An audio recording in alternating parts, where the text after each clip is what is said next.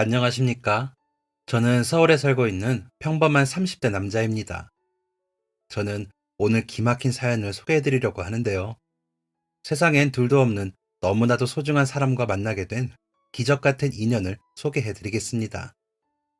1988년 서울 천호동에서 저는 태어났습니다. 저희 부모님은 경제적으로는 넉넉하지 않으셨지만 그래도 금술 좋고 사랑 많은 한없이 넘치시는 분들이셨습니다. 아, 제가 직접 본 건 아니고요. 아버지한테 들었습니다. 금슬이 아주 좋았다고요. 어머니하고 아버지가 어떻게 만나게 되셨는지 들은 적이 있습니다. 엄청 드라마 같은 만남이었더라고요. 아버지가 22살, 군대 휴가를 나왔을 때 어머니를 만나게 되셨다고 했습니다. 아버지는 친할아버지가 운영하시는 식당에서 일을 돕다가 군대를 가셨대요.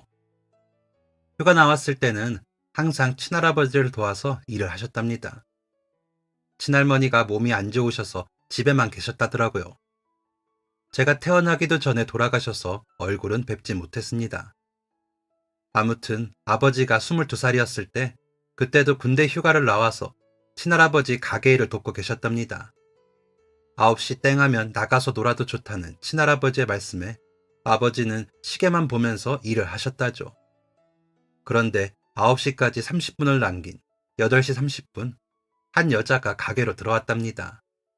긴 생머리에 연분홍색 블라우스를 입은 여자는 친할아버지의 가게에서 혼자 순대국밥과 소주 한 병을 시키셨대요. 요즘이야 여자 혼자 순대국밥을 먹든 곱창을 먹든 신경 안 쓰는 시대가 되었다지만 거의 40년 전인데 그때는 그게 흔하지가 않았다더라고요. 흔하지 않은 정도가 아니고 상상할 수도 없을 정도였답니다. 아버지는 그때 그 여자가 되게 예쁜데 되게 이상하다고 생각했대요. 다소곳하게 생긴 그 여자는 30분 만에 국밥과 소주를 다 먹어버렸고 완전히 취해버렸답니다. 저기요, 여기 소주 한 병 더 갖다 주시죠. 저 지금도 충분히 많이 취하신 것 같은데 그만 드시는 게 좋을 것 같은데요. 저 더 먹을 수 있거든요. 뭐야, 아저씨 저 무시해요? 저 아저씨 아닌데 총각인데요. 아버지가 술 취한 여자와 실랑이를 하자 친할아버지가 주방에서 나오셨답니다. 그리고는 혀를 차면서 고개를 저으셨대요. 아들, 네가 좀 데려다 주고 와라. 네? 이 사람이 누군 줄 알고, 집은 또 어딘 줄 알고 데려다 줘요. 걔 여기 골목 끝 문방구집 딸이야. 꼬박 한 달에 한 번씩 와서 저런다니까. 아유, 오늘 또 회사에서 엄청 시달리다 왔나 보다. 그 문방구집 2층이 걔네 집이야. 얼른 데려다 주고 와. 아버지가 사시는 동네가 좁았답니다. 동네 사람들끼리 비밀이 없을 정도로 다 아는 사이였다죠. 그 말은 곧 문방구집 딸과 아버지도 아는 사이라는 말이었습니다. 문방구집 딸이라 아버지는 곰곰이 떠올려 보셨답니다. 국민학교를 다니셨을 적에 문방구를 밥 먹듯이 드나들었던 저희 아버지. 잠시 생각을 더듬어 보다가 떠오른 한 사람이 있었답니다. 양갈래 머리를 한 앞니가 빠진 여자애였죠. 문방구 앞에서 오락을 좀 하고 있으면 옆에 쪼그려 앉아서 멀뚱멀뚱 구경을 하던 그 문방구집 딸이 떠올랐답니다. 그런데 그 문방구집 꼬마애가 다 큰 처녀가 되어서 더군다나 그토록 아름다운 모습으로 변했다니 아버지는 너무 신기하셨답니다. 그날 그 여자분을 집에 모셔다 드리고 친구들하고 노는데도 계속 그 여자분이 생각나셨대요. 그러면서 이상하게 가슴이 벌렁거리셨답니다. 그 벌렁거림은 군대에 복귀를 해서도 마찬가지였다죠.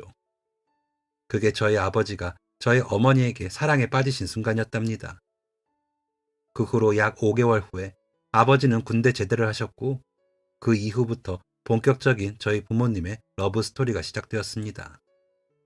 사랑의 감정을 숨길 생각이 없었던 남자 중에 남자였던 저희 아버지는 어머니를 졸졸 쫓아다니셨고 남자고 뭐고 그저 일에 치이기 바빴던 어머니는 아버지를 요리조리 피해 다니셨답니다. 말 그대로 창과 방패의 싸움이었다죠. 그런데 10번 찍어 안 넘어가는 나무 없다고 결국 아버지는 사랑을 쟁취하셨답니다. 아버지가 나중에 어머니랑 결혼 후에 어머니께 듣게 된 이야기인데 어머니가 자꾸 아버지를 보니까 귀여워 보이셨대요. 자기보다 3살 많은 오빠가 귀여워 보였던 건 처음이라 신기해서 마음을 받아주셨답니다. 그렇게 연인이 된 저희 부모님은 결혼까지 꼴이 나게 되셨답니다. 아버지는 그때 세상에 부러운 사람이 하나 없으셨대요. 마치 세상을 다 가진 기분이었고 뭐든 할 수 있을 것 같은 용기가 생기셨답니다. 결혼하신 지 얼마 안 되어서 친할아버지가 세상을 떠나셨고 아버지가 친할아버지의 가게를 이어받아서 운영하게 되셨답니다. 하지만 그게 순탄치만은 않으셨대요.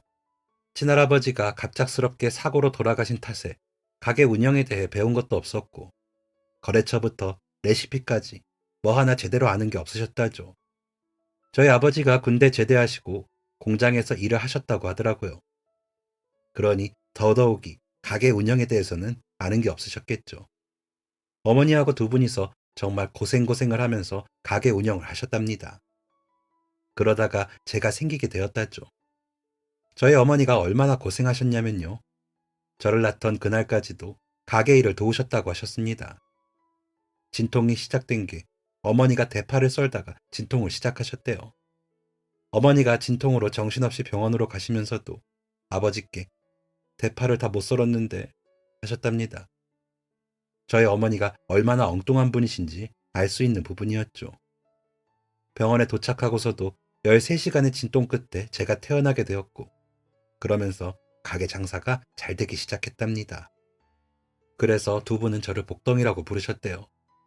저는 신생아 때 목을 좀 가눌 수 있을 때부터 가게에 나갔답니다. 어머니가 저를 업고 가게 일을 하셨답니다. 요즘이야 가게마다 브레이크 타임도 있고 쉬는 날도 있고 하지만 그 옛날에 그런 날이 어딨습니까? 그냥 손님 없으면 그게 브레이크 타임이고 명절에나 겨우 쉬었죠. 그렇게 부모님들께서 고생고생 하시면서 2년을 일하셨답니다. 쉬지도 않고 매일매일 아주 치열하게 일만 하셨답니다. 그 결과 매일을 고생하시던 어머니가 갑자기 쓰러지는 일이 일어났다고 하셨습니다. 일하다가 쓰러지신 어머니는 쓰러지시면서 바닥에 머리를 세게 부딪히셨고 뇌출혈로 돌아가셨습니다. 너무나도 갑작스러운 사고였답니다. 저는 고작 3살이었고 아버지도 32살의 젊은 나이셨죠. 아무도 예상하지 못한 사고에 아버지는 한동안 큰 슬픔에 빠져 계셨답니다. 정말 아무것도 할 수 없으셨대요. 한동안 가게 일도 못하시고 저랑 집에만 있으셨답니다. 어머니와 결혼하셨을 때만 해도 세상을 다 가진 기분이었는데 어머니를 잃고 나니 세상이 다 무너져버린 기분이셨답니다. 하지만 저를 보고 버티셨대요. 하늘에 계신 어머니에게 부끄럽지 않도록 저 하나 잘 키워보자고 하고 다시 힘내서 일어나셨답니다. 아버지는 다시 가게에서 일할 자신이 없으셔서 가게를 다 정리하셨답니다. 워낙 동네가 좁아 소문이 다 나서 어딜 가나 어머니의 얘기를 했었고 그 가게에 있으면 어머니가 계속 생각이 나서 모두 정리하기로 마음먹으셨대요. 그리고 집까지 이사를 강행하셨습니다. 어머니의 흔적이 없는 아무도 어머니와 아버지와 저를 모르는 낯선 동네로 말이죠. 그렇게 다른 동네 이사 가고부터는 저희 아버지가 정말 말도 못하게 고생을 많이 하셨죠.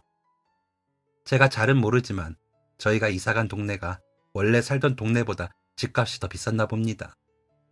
저희는 전에 살던 집보다 좀 더 작은 집에서 살게 되었습니다. 그리고 아버지는 시장에 가게를 얻게 되셨죠. 다른 일을 할래야 할 수가 없으셨답니다. 그건 바로 저 때문이었습니다. 제가 고작 3살이니 어디 보낼 수도 없고 기껏 해봐야 어린이집인데 아버지가 고집이 있으셔서 어린이집은 좀 더 늦게 보내고 싶으셨다더라고요.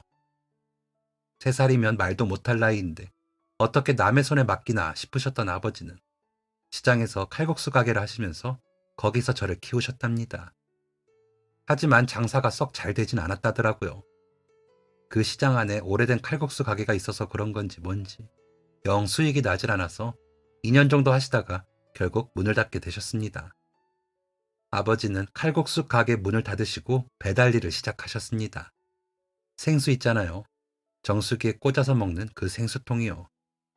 그거 배달하시는 일을 시작하셨습니다. 그맘때부터 제가 유치원을 다녀서 보다 수월하게 일을 할 수 있으셨다죠. 또 그런 일은 배달을 일찍 마치면 일찍 끝이 났다더라고요.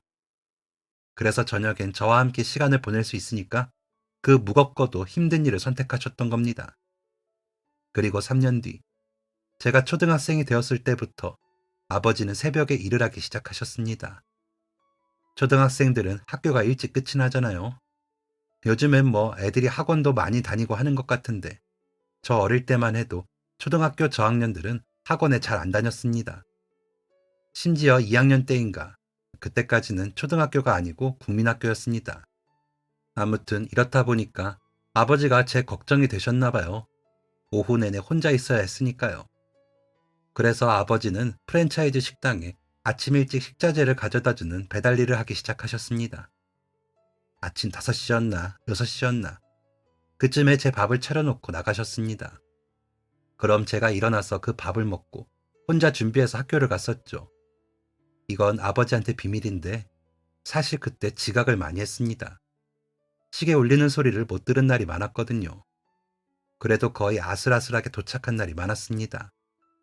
아침에 혼자 잠에서 깨서 학교에 가는 건 너무 힘들었지만 아버지가 일찍 퇴근하시는 건 너무 좋았습니다. 아빠, 다른 애들은 다 잘 때 아빠가 집에 들어온대. 그런데 나는 아빠가 집에 일찍 와서 너무 좋아. 정말? 앞으로도 아빠가 일찍 올게. 일찍 와서 우리 동규랑 많이 많이 놀아야겠다. 진짜? 아빠 최고. 아빠, 그럼 우리 축구하러 가자. 그래, 가자. 아버지는 어머니 없이 자라는 저를 항상 걱정하셨습니다. 혹시나 제가 사랑이 부족하다고 느낄까 봐요. 그런데 한 번도 그런 적이 없습니다. 정말 그냥 하는 말이 아니라 진짜로 사랑이 부족하다고 생각된 적은 없습니다. 오히려 넘쳤으면 넘쳤지. 아버지의 사랑은 언제나 제 마음을 풍요롭게 해주셨습니다.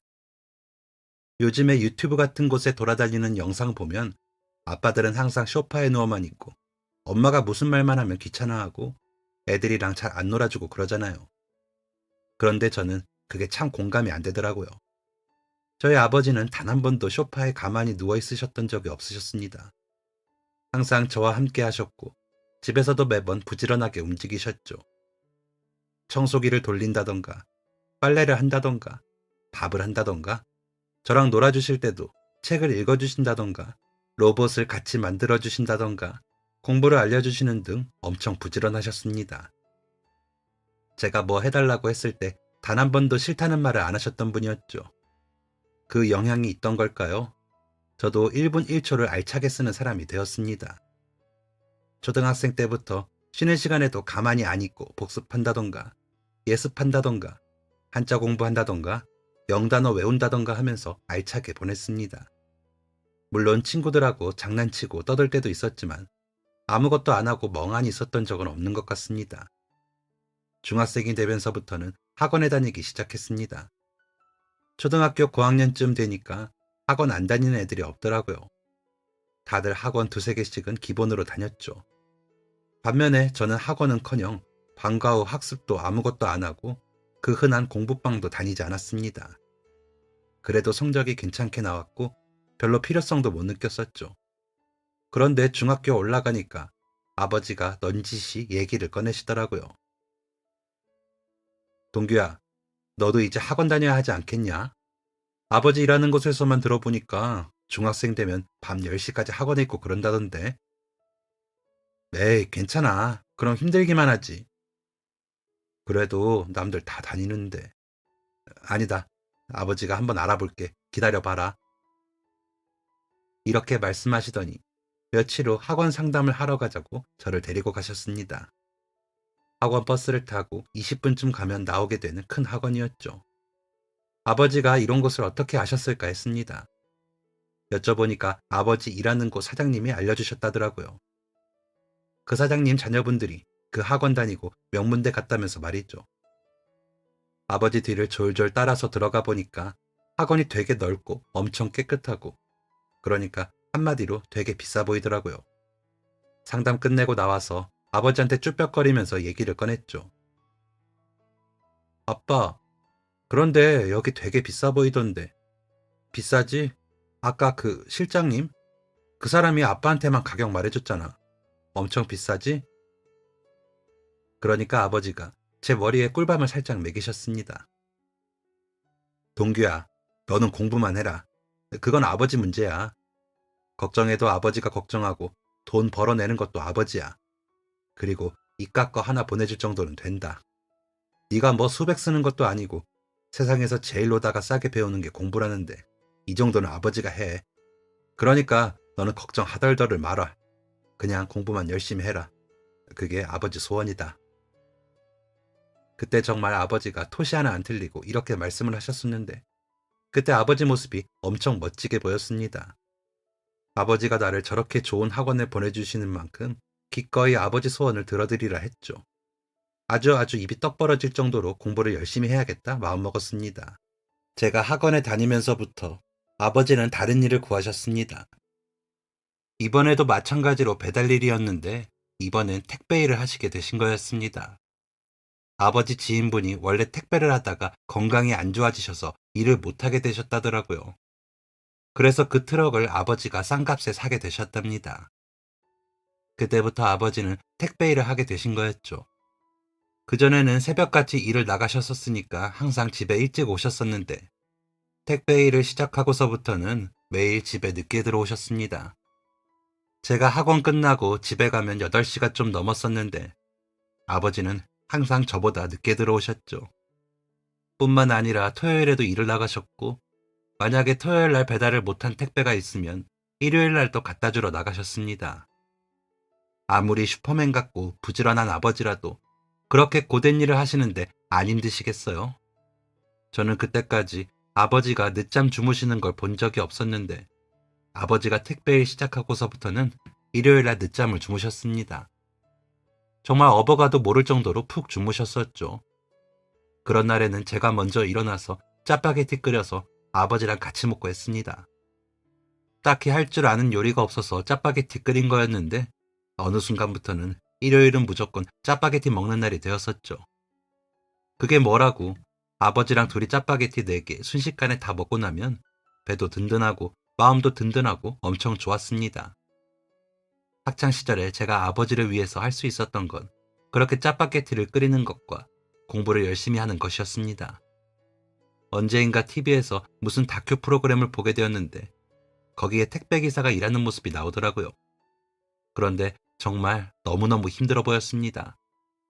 크고 작은 상자를 나르고 또 나르고 계단도 오르내리고 언덕도 뛰어다니고 춥거나 덥거나 매일을 그렇게 힘겹게 일하는 모습을 보는데 엄청 마음이 아프더라고요. 저희 아버지가 그렇게 일하셔서 저 학원 보내주시는 거잖아요. 그래서 그 다큐 프로그램 본 뒤로 더 열심히 공부를 하게 되었습니다. 그러다가 인문계 고등학교에 들어가게 되었는데 들어가서 첫 시험에서 당당하게 전교 1등을 했었죠. 아버지가 엄청 좋아하셨습니다. 우리 동규 장하다. 장해. 기특한 내 새끼. 아이고 기특해라. 우리 동규 뭐 갖고 싶은 거 없어? 아버지가 뭐든 해줄게. 아버지는 제 성적표를 보신 그날 여기저기 전화를 엄청 하셨습니다. 제가 전교 1등한 것을 자랑하려고 말이죠. 그게 괜히 뿌듯하고 엄청 대단한 일을 한 것처럼 느껴졌습니다. 그 이후로도 쭉 좋은 성적을 유지했습니다. 그러다가 18살 때 반 애들 중에서 아르바이트를 하는 애들이 늘어나기 시작했습니다. 그 종류도 엄청 다양했죠. 고깃집 같은 식당도 있었고, PC방도 있었고, 책방도 있었고, 패스트푸드점도 있었고, 카페도 있었고, 옷가게도 있었고, 되게 다양한 곳에서 친구들은 아르바이트를 했습니다. 그리고 그런 아르바이트를 해서 돈을 꽤 버는 모양인지 비싼 브랜드의 운동화를 산다던가 심지어는 오토바이를 사는 애도 있었죠. 그런 친구들을 보니까 괜히 제 마음도 흔들렸습니다. 저도 아르바이트를 하고 싶더라고요. 학교를 안 나가는 주말에만 조금 하면 어떨까 생각했습니다. 브랜드 운동화를 갖고 싶었냐고요? 아니면 오토바이를 사고 싶었냐고요? 당연히 아니죠. 살림에 조금이라도 보탬이 되고 싶었습니다. 저희 아버지는 매일 몇만 보씩 걸으시는 분인데도 신발을 다 해진 거를 신고 다니셨거든요. 그게 발에 딱 맞춰져서 편하다고 하시면서 말이죠. 그리고 아르바이트 하는 애들이 허구한 날 사먹는 햄버거 같은 것도 저희 아버지는 잘 드시지 않으셨습니다. 택배 일을 하면 끼니를 잘 못 챙겨 먹잖아요. 밥 먹을 시간에 빨리 배달하고 일찍 퇴근하는 게 더 낫다고 하시던 아버지였죠.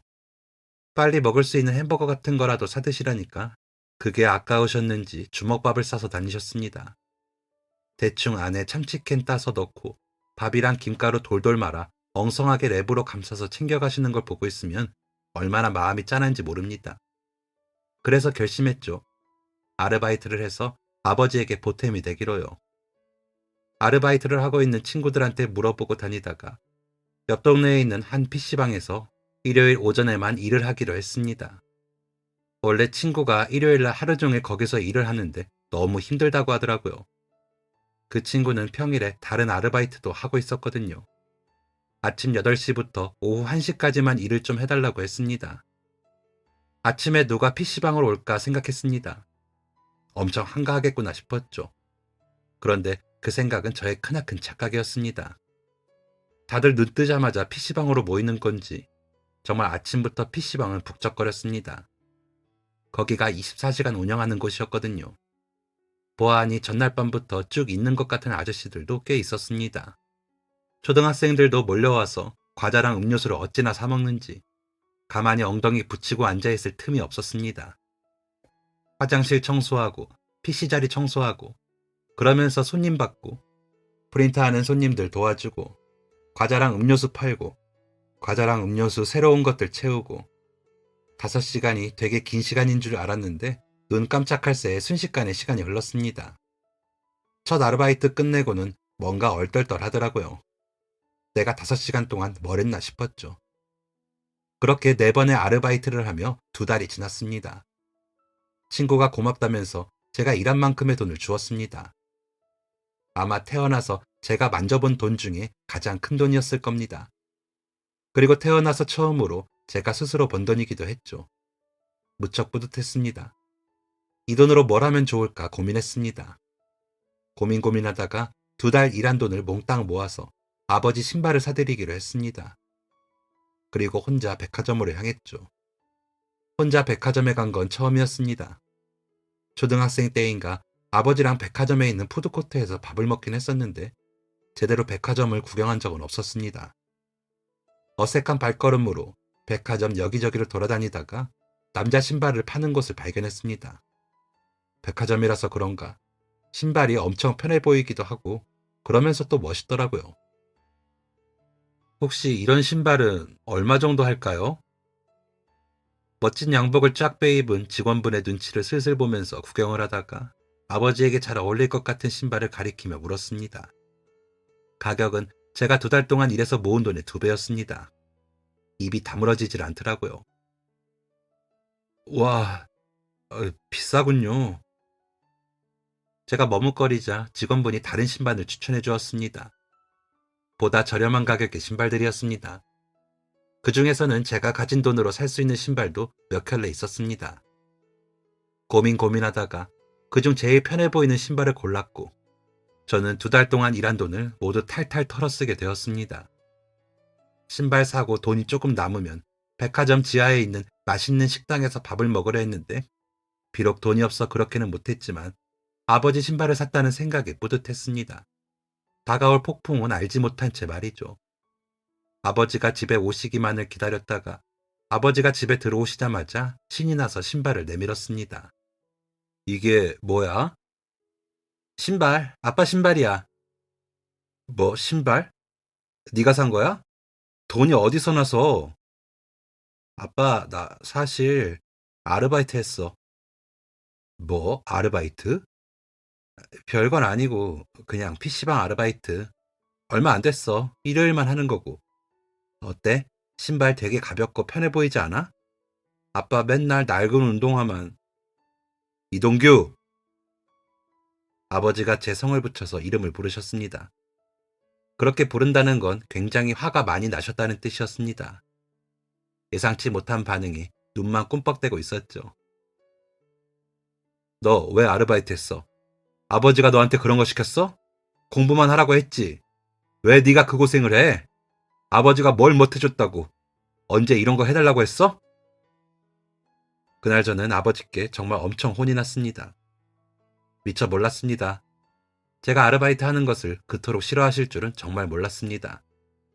아버지는 한참을 혼을 내시다가 눈물을 그렁이시면서 말씀하셨습니다. 아버지는 우리 동규 고생 안 시키고 싶다. 왜, 왜 아버지를 비참하게 만드니? 동규 너만큼은 고생 안 시키고 싶다. 아빠, 죄송해요. 저 아르바이트 안 할게요. 울지 마세요, 아빠. 그날 밤 아버지는 방에서 어머니 사진을 보며 혼자 우셨습니다. 너무너무 죄송해지는 밤이었습니다. 아버지에게 저는 모르는 죄책감이 있으셨나 봅니다. 그건 아마 어머니를 너무 고생시킨 게 아닌가 하는 마음이셨겠죠. 그렇기에 제게 더 화를 내신 거였을 거고요. 그런 아버지께 죄송해서 밤잠을 설친 밤이었습니다. 그날 이후 저는 아르바이트는 머릿속에서 지워버리기로 했습니다. 성인이 되어서 해도 늦지 않다 생각하고 지금 제게 주어진 더 중요한 일을 하기로 했죠. 잘 먹고 잘 자고 공부를 잘하는 게 학생 저의 본분이라고 생각했습니다. 다시 마음 잡고 미친 듯이 공부를 하기 시작했습니다. 주말에도 나가 놀지 않고 집에 틀어박혀 공부만 했습니다. 아르바이트를 하면서 조금 흔들렸던 성적이 다시 껑충 위로 올라왔고 다시 한번 전교 1등을 하게 되었습니다. 그리고 고등학교 3학년 때까지 쭉 정신 똑바로 차리고 공부만 했고 저는 스카이라고 불리는 우리나라 명문대들 중 한 곳에 입학하게 되었습니다. 그날 아버지는 제가 학교에서 전교 1등을 했던 그날처럼 여기저기 지인분들에게 전화를 하시며 나가시더니 소고기를 사서 돌아오셨습니다. 엄청 환하게 웃으시면서 말이죠. 내가 아버지를 기쁘게 하는 건 신발을 사드리는 게 아니라 내가 잘 되는 거라는 걸 알게 된 날이었습니다. 1학년을 마친 뒤 저는 군대에 가게 되었습니다. 복무 잘하다가 휴가를 나왔을 때였습니다. 그때가 군대 간 지 1년 좀 지난 시점이었습니다. 군대에 있다가 나오는 휴가와 외박은 언제 나와도 그렇게 신나더라고요. 하루에 약속 2개씩 잡고 술도 엄청 먹고 그랬습니다. 그때 저랑 제일 친하게 지냈던 고등학교 동창 애들이 비슷하게 군대를 갔었거든요. 휴가가 겹치면 밤새 놀고는 했습니다. 그때 휴가 나왔을 때 같이 다니던 무리 중 저 포함 4명이 휴가를 나온 상황이었습니다. 저희는 그날 저녁 약속을 잡았죠. 집에 들려서 아버지 뵙고 같이 점심도 먹고 좀 쉬다가 저녁쯤 밖으로 나갔습니다. 그때가 겨울이었거든요. 그래서 해가 일찍 졌었죠. 6시였는데도 밖이 좀 어두컴컴했습니다. 약속 장소로 가는 길이 큰 길과 지름길이 있었습니다. 당연히 지름길로 향했죠. 제가 초등학생 꼬마 아이도 아니었으니까요. 그런데 정말 부모님 말씀은 잘 들어야 하는 것 같습니다. 저희 아버지가 매번 큰 길로 다니라고 하셨었는데 그 말을 어겨서 그날 그런 사고를 당하게 되었으니까요. 그 지름길이 차 한 대 들어서면 거의 꽉 차는 길이었습니다. 애초에 그쪽으로 차가 잘 다니지 않지만 간혹 가다가 차가 지나갈 때가 있었죠. 그러면 벽에 찰싹 달라붙어서 차가 지나가기를 기다려야 했습니다.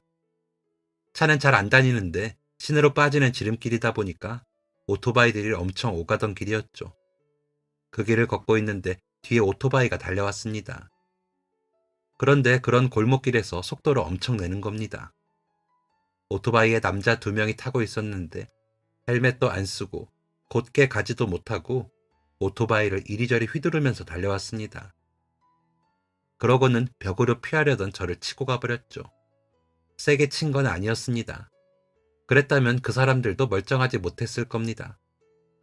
오토바이랑 바퀴에 발이랑 다리가 스쳤고 손잡이인지 어디에 어깨를 부딪히면서 그 자리에서 한 바퀴 휙 돌면서 바닥에 엎어지고 말았습니다.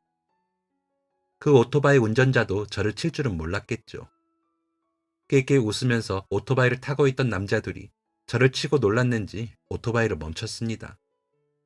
어쩔 줄을 몰라 하더니 그렇게 그냥 달아나 버리더라고요. 바닥에 널브러진 저는 정말 아팠습니다. 팔이 부러졌나 싶게 너무 아프고 일어설 수도 없을 정도로 발이 아파왔죠.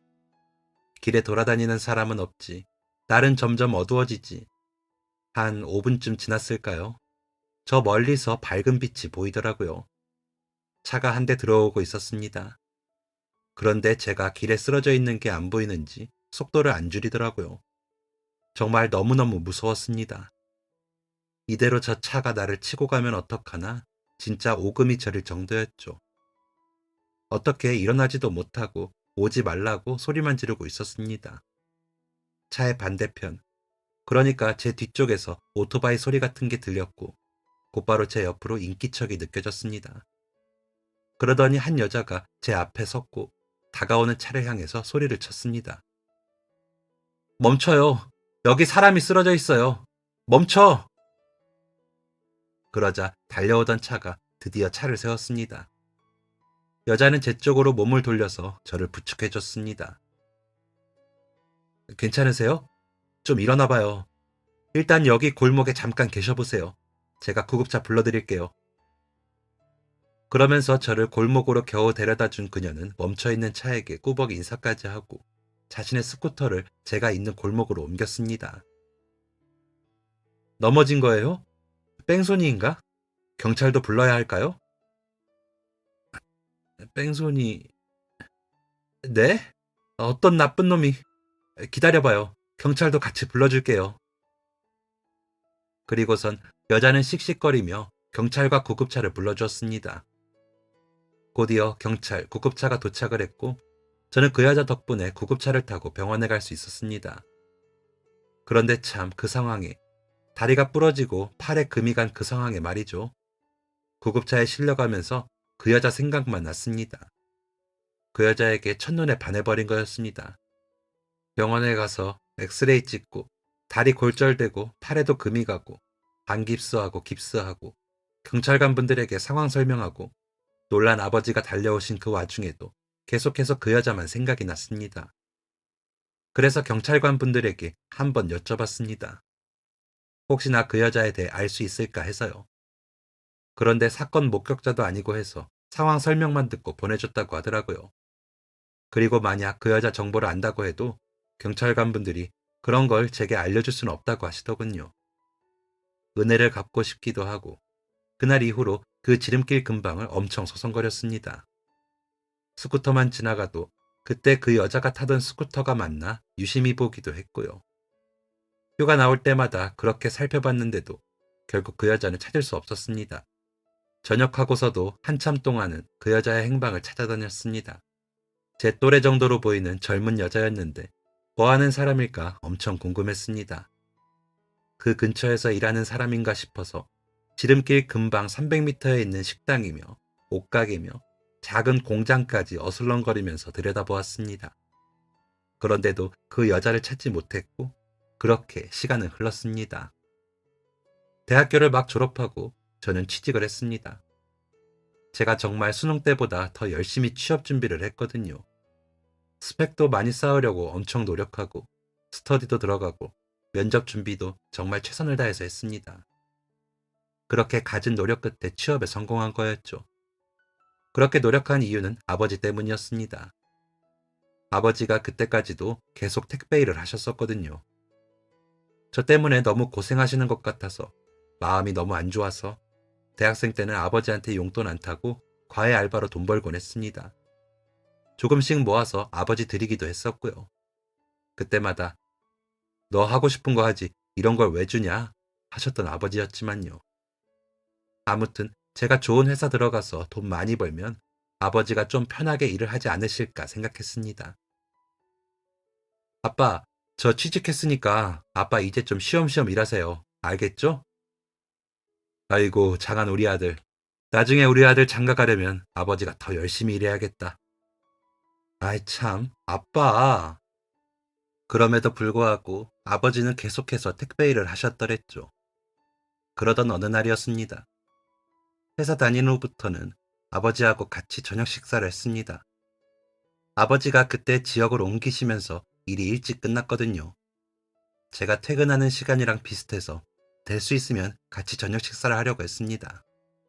어느 날 제가 퇴근길에 돈가스를 포장해서 아버지랑 저녁으로 먹고 있었습니다. 그런데 아버지가 이런 얘기를 하셨습니다. 동규야, 아버지가 오늘 무슨 일이 있었는지 아냐? 무슨 일 있으셨는데요? 아니, 아버지가 이번에 동네로 옮겼잖아. 거기에 자주 가는 집이 있거든. 일주일에 2번 정도. 되게 큰 아파트인데 안에 식구도 여럿 사나 봐. 2번씩 갈 때마다 택배 여러 개를 들고 갔었거든. 아, 그래요? 음. 그런데 갈 때마다 택배 받는 사람은 한 명이야. 보통은 그냥 문 앞에 두고 그냥 오는데 어느 날 우연히 그 집 사는 분을 만났는데 할머니시더라고. 걷는 게 불편하신지 지팡이를 짚고 집에 들어가시는 걸 봤어. 그런데 택배가 한두 개가 아니잖아. 그것도 집 안으로 들여다 놓으려면 힘드시겠더라고. 그래서 혹시나 하는 마음에 벨 눌러봤지. 그러니까 할머니가 나오대. 다른 식구는 집에 하나도 없고 집에 할머니 혼자 계셨던 거야. 그래서 택배 좀 안에 옮겨드리냐니까 고맙다면서 엄청 좋아하시더라고. 그래서 그다음부터는 그냥 그 집은 현관까지 들여다줬거든. 계속. 현관도 엄청 넓어. 오, 아빠 엄청 좋은 일 하셨네요. 그런데 문제는 그게 아니야. 내가 오늘 택배를 가지고 가서 벨을 눌렀는데 오늘은 할머니가 깜깜무소식이더라고. 항상 비슷한 시간대에 가거든. 그때마다 매번 할머니 혼자 계셨고 혹시 어딜 나가셨나 생각하고 그냥 문 앞에 택배를 놓으려고 하는데 글쎄 그 집 현관문이 살짝 열려 있는 거야. 네? 그래서요? 그냥 혹시나 하는 마음에 뭔가 영 찜찜할 때가 있잖아. 그래서 슬쩍 문을 열어봤지. 그러니까 무슨 발이 하나 보이더라고. 발이요? 그렇다니까. 깜짝 놀라서 문을 더 열어보니까 글쎄 그 할머니가 현관에 쓰러져 계시는 거야. 어딜 다녀오시는 모양인지 지팡이도 짚은 채로 곱게 차려입고서는 그냥 현관에 엎드려 계시더라고. 놀라서 얼른 숨쉬나 먼저 확인하고 바로 구급차 불러드렸지. 그래서 어떻게 됐는데요? 어떻게 되긴 구급차 오고 보호자가 없으니까 일단 내가 할머니 쫓아가고 그 집 손녀라는 사람이 병원으로 달려왔지. 그 손녀 말이 가끔 가다가 그러신다고 하더라고. 그걸 빨리 발견해서 다행이지. 아니면 정말 큰일 날 뻔했다고 그 손녀가 고맙다고 하는 거야. 그러게요. 아빠, 진짜 좋은 일 하셨네. 그래서 그 손녀가 식사 대접하고 싶다고 하는데, 동규, 너 주말에 시간 좀 되니? 네? 저도요?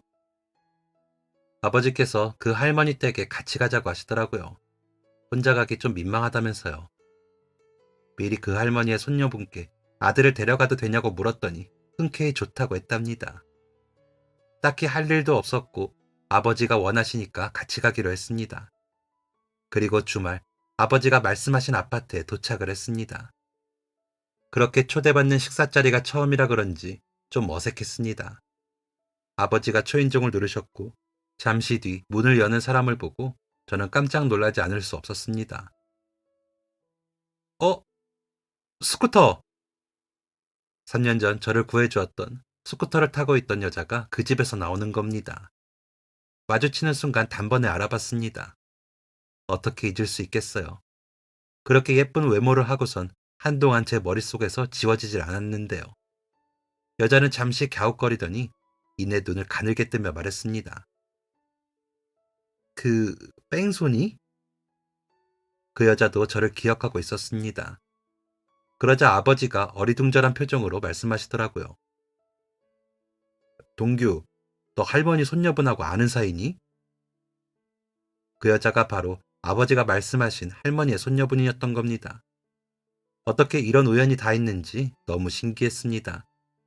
그리고 그 여자를 다시 본 그 순간부터 요동치는 심장을 어찌할 수가 없었죠. 여자를 따라서 넓은 집 안으로 들어가니 식탁 앞에 인자한 인상의 할머니가 앉아 계셨습니다. 그리고 식탁 가득 음식이 놓여져 있었죠. 저랑 아버지가 요리를 잘 못합니다. 그냥 끼니 해결할 수 있을 정도? 그래서 누가 차려준 정성스러운 밥상은 너무 오랜만이었습니다. 그 여자가 모두 준비했다고 하더라고요. 다시 만나는 날만 기다리고 있었는데 여자가 해준 요리를 먹게 되었다니 너무너무 좋고 떨렸습니다. 심지어 맛도 좋더라고요. 정말 배가 터져라 밥을 2공기를 먹었습니다. 식사를 마친 후 저랑 아버지가 사간 과일과 함께 커피 한 잔을 하게 되었죠. 조심스럽게 그 여자에게 말을 걸었습니다. 진짜 신기하네요. 어떻게 이렇게 만나죠? 그러게요. 그때 다치신 건 괜찮아요? 네, 덕분에요. 제 생명의 은인이세요. 정말 큰일 날 뻔했어요. 그래서 엄청 찾았는데. 찾았다고요? 저를요? 네, 그 근처에 일하시나 싶어서 다 돌아다녀 보고, 경찰분들께도 여쭤보고, 스쿠터만 보면 자세히 보고 그랬어요. 아, 그러셨구나. 아이고, 전혀 몰랐네요. 여자는 밝게 웃었습니다. 화내는 모습도 예뻤는데, 웃는 모습은 더욱 예뻤습니다. 저는 용기를 내서 그때 그 은혜를 좀 갚고 싶다고 했고, 밥을 한 끼 사고 싶다고 했습니다. 여자는 흔쾌히 알겠다고 하며 연락처를 알려주었죠. 자신있게 물어보았지만 실은 속으로 엄청 떨고 있었습니다. 저는 기세를 이어 그 다음 주에 바로 약속을 잡았습니다. 주말에는 한가하다고 하더라고요. 일주일 동안 검색을 엄청 해서 음식도 맛있고 분위기도 좋은 식당을 예약을 했죠. 그날 여자와 얘기하면서 알게 된 사실이 있었습니다. 그 여자는 부모님이 없었습니다. 중학생 때 부모님이 사고로 돌아가셨고 그때부터 쭉 할머니와 둘이 살게 되었다고 했습니다. 힘든 환경임에도 여자는 긍정적으로 생각하려 노력했다더라고요. 할머니와 둘이 살 때 집이 여유롭지 않았답니다. 밥에 김치만 먹은 날도 많았다더라고요. 그래서 여자는 어떻게 하면 돈을 벌 수 있을까 궁리를 많이 했답니다. 그러다가 고등학생 때 우연히 쇼핑몰 모델 아르바이트를 하게 되었고 그때부터 그쪽으로 눈을 떴다고 하더라고요. 그리고 고등학교 졸업하기도 전부터 쇼핑몰을 차려서 사업을 시작하게 되었고 지금은 직원들까지 있는 쇼핑몰 사장이 되었다고 했습니다. 여자가 번 돈으로 그렇게 큰 아파트도 산 거라고 했죠. 너무너무 멋있었습니다. 사실 처음에는 저를 구해준 마음씨와 예쁜 외모, 화를 내고 예쁜 모습에 반했었는데 얘기를 하면 할수록 더 멋있는 사람이라는 것을 알게 되어 더욱 그 여자에게 빠지게 되었습니다. 그때부터 저는 그 여자의 마음을 얻으려 노력했습니다. 제가 평생 여자 하나 사귀어 본 적이 없었거든요. 사는 게 바빠서 그랬나 첫사랑이랄 것도 없었고요. 첫눈에 반한 그녀의 마음을 얻으리란 수능 치는 것보다 더 어려웠습니다. 뭘 어떻게 해야 할지 모르겠더라고요. 밀고 당기는 스킬 같은 것도 모르겠던 저는 그냥 계속 좋아하는 티 다 냈습니다. 만나자고 하고 밥 먹자고 하고 보고 싶다고 하고요. 지금 생각해보면 별로 친하지도 않은 사이에 그게 좀 부담스러울 수도 있었을 텐데 여자도 제게 마음이 아예 없지는 않았나 봅니다. 만나자고 하면 만나주고 밥 먹자고 하면 밥 먹어주고 보고 싶다고 하면 보자고 했거든요. 그때는 내가 너무 좋아하나 너무 티를 많이 내나 걱정도 했는데 이제 보니 그녀도 제게 마음이 있었던 것 같습니다. 그렇게 좋은 만남을 이어가던 저희는 마음이 서로 통하게 되었고 연애를 시작하게 되었습니다. 바쁜 사장님인 여자친구와 하루에 5분이라도 보기 위해 기꺼이 여자친구가 있는 곳까지 달려가던 저는 그때 정말 사랑밖에 모르던 바보였던 것 같습니다. 매일 아침 눈을 뜨면 그녀 생각이 나고 눈 감을 때까지 생각했으니 말이죠. 연애할 때 자다가 꿈을 꿨는데 그녀랑 결혼하는 꿈까지 꿨다니까요. 아침에 일어나서 어찌나 심장이 벌렁댔는지 모릅니다. 그리고 그 꿈은 곧 현실이 되었죠. 만난 지 2년째 되던 해에 제가 그녀에게 프로포즈를 했습니다. 언젠가 그녀와 같이 영화를 보다가 남자 주인공이 여자 주인공에게 노래를 부르며 프로포즈를 하는 장면이 있었는데 그녀가 그 장면을 보면서 눈이 초롱초롱하게 빛나더라고요. 마치 자기가 여주인공이 된 것 마냥 눈물도 흘렸고요.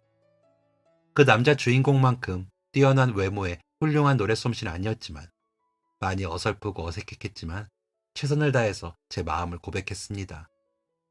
그녀가 펑펑 눈물을 쏟더라고요.